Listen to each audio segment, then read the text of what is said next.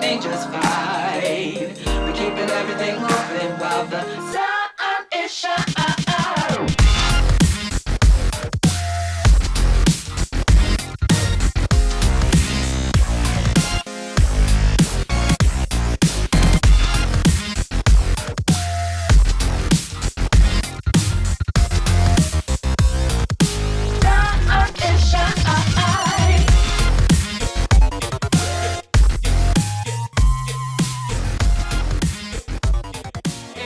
Attention le jour, papier d'assurance. Moi, je veux le surveiller sur ma tronche à moi. J'ai des chamallows si tu veux. Je veux le surveiller sur ma tronche à moi. Mais ça prend pas feu là. C'est ignifugé.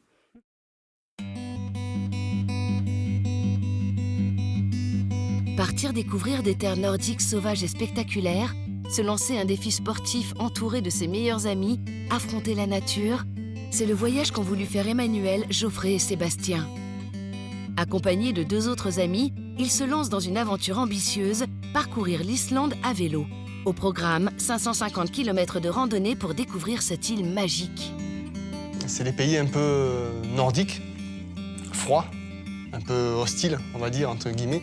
C'est ça qui nous intéressait. Le défi un peu sportif, un peu d'affronter les conditions climatiques, etc. C'était à la fois un beau voyage, parce que c'est un pays féerique, mais c'était aussi pour le défi sportif. Après, c'est le pays des Vikings aussi, hein. C'est le truc, c'est mythique. Donc, les cascades, les chutes d'eau, le volcan. Donc, du coup, c'est vrai que c'était le truc un peu mythique d'aller voir, quoi. Et moi, je suis venu me greffer à leur aventure. Je n'ai pas vraiment d'expérience dans le domaine du cyclotourisme. Et Manu m'a proposé de les accompagner et j'ai trouvé ça super sympa, quoi. Un voyage comme celui-là demande une préparation physique conséquente. Sébastien a adopté une technique d'entraînement bien à lui. J'ai mon petit qui a 8 ans et du coup, j'ai acheté une barre de remorquage. Et en fait, je le tracte et donc je portais, mon vélo était chargé à 70 kg déjà pour pouvoir m'entraîner régulièrement.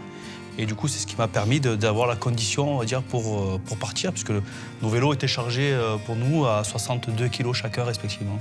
On ne part pas au hasard dans nos expéditions, dans tous les cas. Dès le début de leur aventure, ces cyclistes de l'extrême sont conquis par la beauté unique des paysages islandais. C'est magique.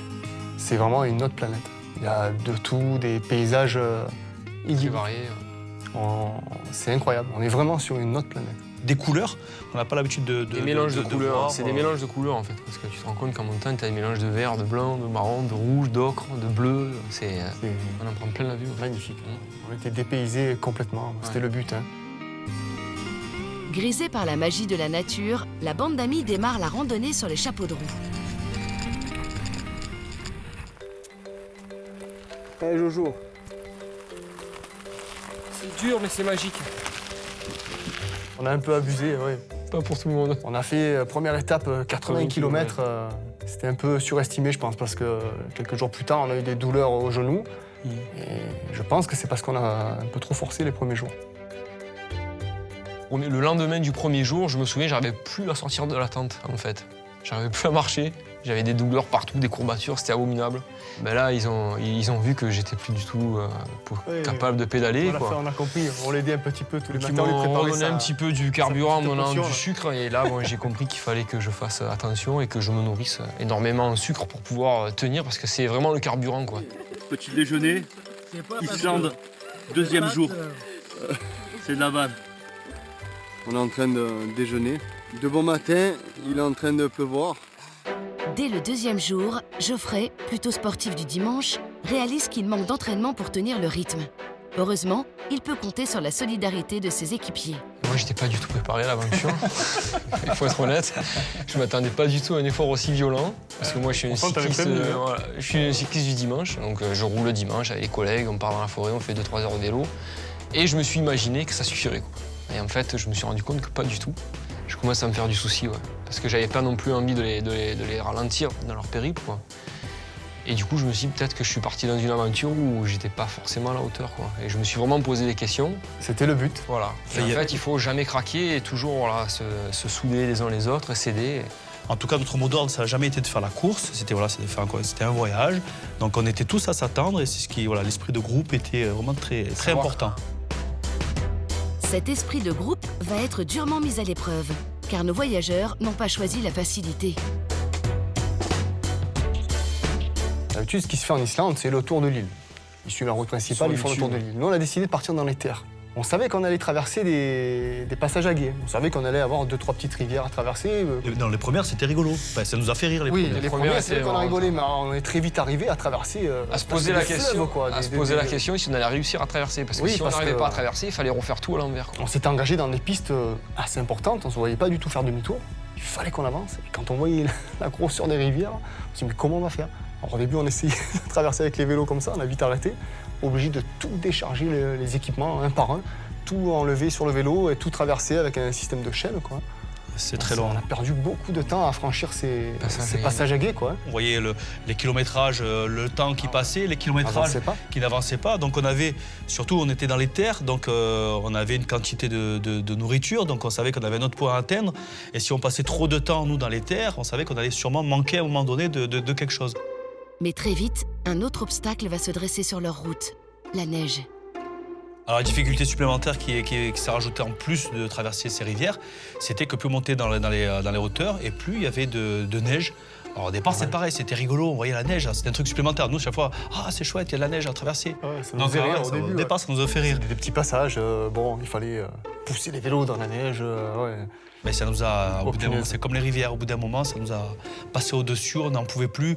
Alors au départ, on poussait, c'était vraiment des plans inclinés. Des plans inclinés Des plans inclinés, ouais. de neige, donc du coup, on était obligé de tout démonter les vélos, de les porter des fois à 2, à 3 les vélos pour pouvoir les pousser dans la neige.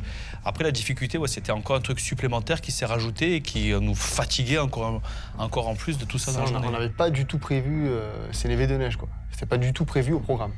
Au bout de 4 jours de randonnée, nos voyageurs commencent à être épuisés par toutes ces épreuves que la nature islandaise leur impose. Mais le plus dur reste à venir. La seule fois où on a commencé un peu à douter, psychologiquement, c'est quand on a eu la journée qu'on attendait finalement d'avoir.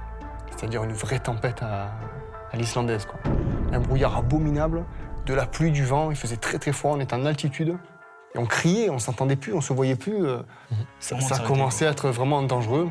En fait, parce qu'à un moment donné, on est parti en mode machine, quoi. Mode on avance, il faut qu'on avance. On était en plein en train d'affronter la nature, quoi, comme on voulait au départ, quoi. Et on a dit, enfin, je me rappelle, c'est moi qui ai pris la décision un peu en gueulant, quoi. Stop, maintenant on arrête tout, on plante la tente, il faut qu'on arrête, ça suffit les conneries. C'est vraiment. On était venus pour ça, affronter la nature. Donc qui allait craquer le premier? J'ai pas honte de le dire, c'est moi qui ai craqué le premier. Je dis maintenant, on arrête tout, on stoppe tout, on plante la tente ici, on s'arrête. Ils m'ont tous regardé avec des gros yeux, mais j'ai pas dû trop insister non plus quand même. Hein. Non. Bah, à un moment donné, on est obligé. On s'est vite abrité quand même et je pense qu'on a vraiment bien fait, quoi. Il y a un vent terrible, il pleut, il fait super froid. On n'arrête pas de rouler dans la boue, dans les névés de neige. On a traversé sans arrêt des passages à gué. On est complètement trempés. Et on a dû s'installer en vrac au milieu de la route, quoi, de la piste, pour se réfugier, quoi, parce qu'on était complètement trempés, congelés. On va survivre. C'est un truc de barjo. On attendait qu'une chose, c'est que ça passe. Et voilà, bon, bah, le lendemain, ça a été un peu mieux. Heureusement, la tempête passe et le lendemain, la météo laisse un peu de répit aux cyclistes. Ils peuvent reprendre la route, mais très vite, un nouveau problème se présente. Quand on fait du vélo comme ça, chargé, on est tellement dans l'effort physique qu'on dévore mais tout ce qu'on peut dévorer, quoi. C'est incroyable le nombre de calories qu'on ingurgite par l'eau. Et comme c'est des zones très très désertiques, il y a vraiment très très peu de ravitaillement. Je pense que tout simplement, on n'a pas prévu de prendre assez dans nos sacoches, quoi. C'est tout. On a sous-estimé ça, vraiment. Donc on avait une portion voilà, il nous restait 1 ou 2 portions de ravitaillement. Qu'est-ce qu'on va faire, voilà, comment on va gérer ça? Parce que du coup, c'est notre manière de gérer la nourriture. Quand tu as tapé du poing sur la table, stop, personne touche au stock de nourriture. Je me rappelle, tu avais pris tous tes petits bols bien alignés, tu distribuais les céréales avec une petite cuillère à part égale, la petite poire, les poires en sucre, une chacun. Avec les cuillères de chocolat, le Nesquik. C'est vrai. Allez, venez vous servir maintenant. Ouais. C'était notre. C'est vrai, il a fallu portionner à ce niveau-là, parce qu'on ne faisait pas attention. Ouais, puis finalement, ça s'est bien passé. Non, ouais, finalement. Ouais. Les amis doivent donc rationner leur nourriture et ça tombe mal, car au bout de 2 semaines de trek, leurs conditions physiques commencent vraiment à baisser. Heureusement que Sébastien a prévu des straps Donc on a essayé tant bien que mal de se strapper le genou, de mettre la rotule de l'autre côté pour plus qu'elle nous embête, quoi. Pendant l'effort physique, mais ça nous ralentissait terriblement, quoi, parce qu'on avait un moteur à chasse, quoi. On peut dire ça. On avait enfin, pour ma part, je sais qu'on avait l'impression qu'il y avait quelque chose qui allait sortir du genou, quoi. C'était vraiment, mal, hein. c'est vraiment une douleur très vive et qui a duré. On a réussi comme ça à jongler un peu tout le long du périple, sauf le dernier jour, où c'est qu'il y a le genou à Jojo qui a lâché complètement, quoi. Donc en fait, le matin, je suis parti, c'est vrai que j'avais déjà mal, donc j'ai dit je vais pas gâcher la dernière étape, je vais y aller, je vais forcer avec tout ce qu'on a vécu, je vais y aller, ça va aller, quoi. L'après-midi, on a fait une pause et puis en fait, je pouvais plus pédaler. C'est-à-dire que j'ai senti une grosse décharge électrique derrière le genou. Et j'avais beau me mettre la pression, mais à un moment donné, c'était mécanique, j'arrivais plus, quoi. Je pouvais plus du tout appuyer sur la pédale. Ah, les boules, quoi. Les boules, parce que j'avais peur de les pénaliser. Et puis je me suis dit, bon, mais quand même, il me reste 30 bornes. Finir comme ça, donc finir dans un 4x4, c'était manquer la cerise sur le gâteau, quoi. Finir en beauté, dire avec eux, arriver au glacier de... Et oui. Dans son malheur, Geoffrey a de la chance. Une voiture le prend immédiatement en stop. Et pour son matériel, pas de problème. Ses fidèles amis s'en chargent. Donc j'ai pris sa remorque, Le vélo dessus. son vélo qu'on a attaché dessus. Lui, il a récupéré les deux pneus. Les deux roues, ouais. Bon. Et ça fait que moi, je suis reparti avec un vélo qui était à 110 kg au total. Donc c'était voilà, c'était comme on voit des Harley Davidson, c'était les gros trucs. Et je pensais à eux, quoi. Avec mon vélo, avec 50 kg de plus sur le vélo de Seb. Je me dis c'est des guerriers, c'est des machines, et puis voilà, c'est l'esprit d'équipe. En même temps, on n'avait pas trop le choix. C'était la dernière étape et ils sont arrivés en beauté sur le pont, en klaxonnant, les gens qui rigolaient, c'était marrant. D'ailleurs, on s'est même baigné au milieu des icebergs dans le lac. Fallait le faire, hein. Il fallait le faire, c'est pas tous les jours qu'on peut se baigner dans un lac avec des icebergs. Hein. C'est clair. La faim, le froid, la tempête, la douleur, nos cyclistes de l'extrême ont payé au prix fort leur expérience islandaise. Mais ils rêvent déjà de repartir. À chaque fois, c'est l'occasion de se retrouver, de partager des trucs à travers le sport, des fois la souffrance. Ça consolide énormément. Hein. On est vraiment un groupe solide et d'ailleurs, chaque nouveau défi qui est annoncé, chaque nouveau voyage, tout le monde est dessus partant, motivé. C'est devenu un peu notre truc à nous, une fois par an. Parce que maintenant, on commence Comment faire mieux, comment faire aussi bien, aussi beau, vivre autant de choses, d'émotions, etc. Et c'est vrai que très rapidement, on pense déjà au prochain voyage, quoi.